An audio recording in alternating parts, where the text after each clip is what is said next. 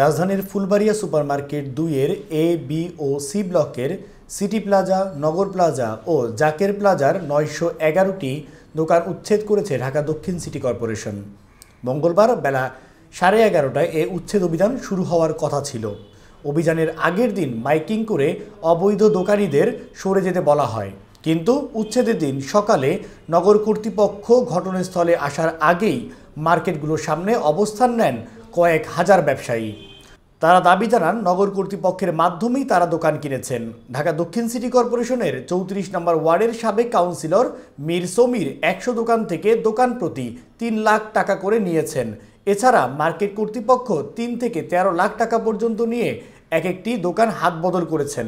এক্ষেত্রে অনেক দোকানের টাকা হাত বদলের সময় রসিদ দেওয়া হলেও কাউন্সিলর কাউকে কোনো রসিদ দেননি। তো দেখা গেছে বারবার ওনাদেরকে টাকা দিয়েছি, টাকা নিয়েছে, ওনারা আমাদেরকে দোকান বৈধ করে দেবে। এরপরে বৈধ করে দিব বলে টাকা নিয়ে ওনারা দেখা গেছে আমাদেরকে ৯৬ মাসের ভাড়া কাইটা রিসিপ্ট দিছে।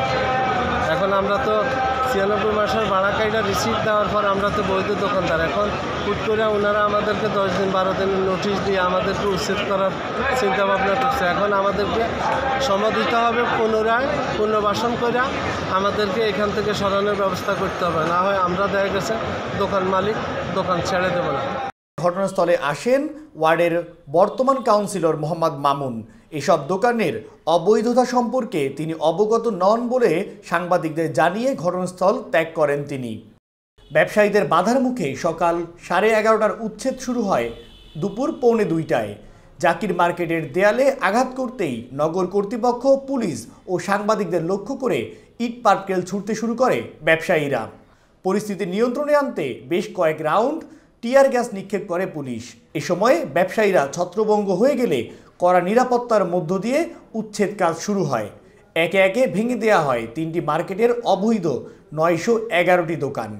এসব অবৈধ স্থাপনা উচ্ছেদের মধ্য দিয়ে দক্ষিণ সিটি কর্পোরেশনের নগর ভবনের বিপরীতে ফুলবাড়িয়া সড়কটি আরও চওড়া হচ্ছে। সড়কটিতে যান চলাচলে গতি ফিরবে বলে আশা করছেন স্থানীয়রা। কাজী রফিক, ঢাকা টাইমস, ফুলবাড়িয়া, ঢাকা।